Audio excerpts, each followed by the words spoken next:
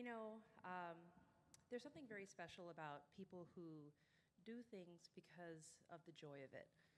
And I really think of the Bushwick Book Club crew as a group of people who do things because it brings joy, because the ways that we come together and change the vibe from inside matters.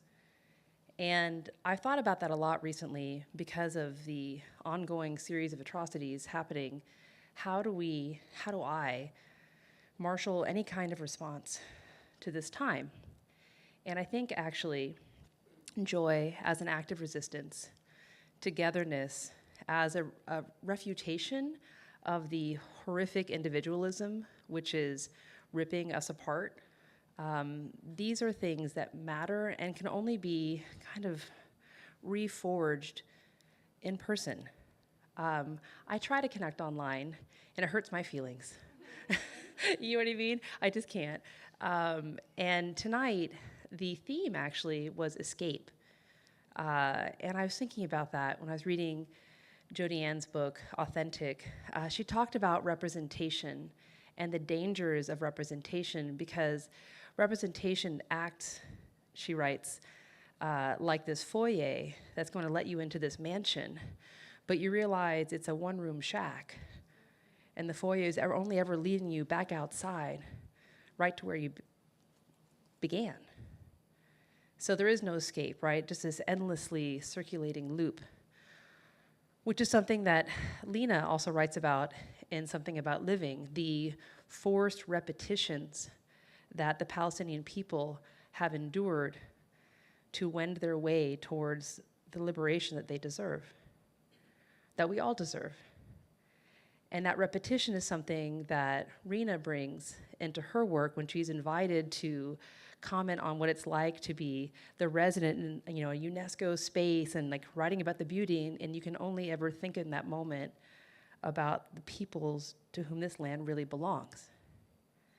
And so I think about literature and what its possibilities are, and I think that the idea of escape it's an interesting allure, because really it invites you into this imaginative practice, and then it delivers you back into your feels.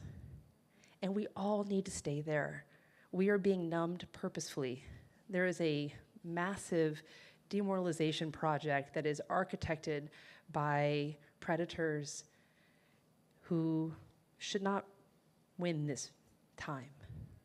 But for that, we need to be together. We need to remember each other, that the feels that we have when we're like tagging people online, sorry guys, so sorry.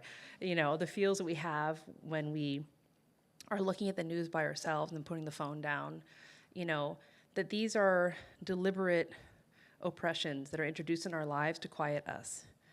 And I think that there is something real powerful about deciding not to be quiet and also deciding to gather and to do so in service of joy, right? So we're going to hear readings tonight that will inspire you. We're going to hear music that is inspired. And my hope is that you will take this moment home with you and, like a little seedling, bring it into your garden, right? And just keep on propagating that seed and remembering that the future is ours, that we may be individuals, but we act as a collective, and that when we choose each other, we can really find a way into the future that feels welcoming and meaningful for all people. So to that end, we're going to begin with, Wes is going to come back on stage to introduce our first reader and the series of musicians who are inspired by her work. And I have to say, it's a real honor to be here after having received the Bushwick treatment, which actually got me into a band, strangely, because Joy Mills wrote a book, or she wrote a song based on my book, and then I sang it with her, and I was like, oh, that's a thing. And then, eventually I joined a band.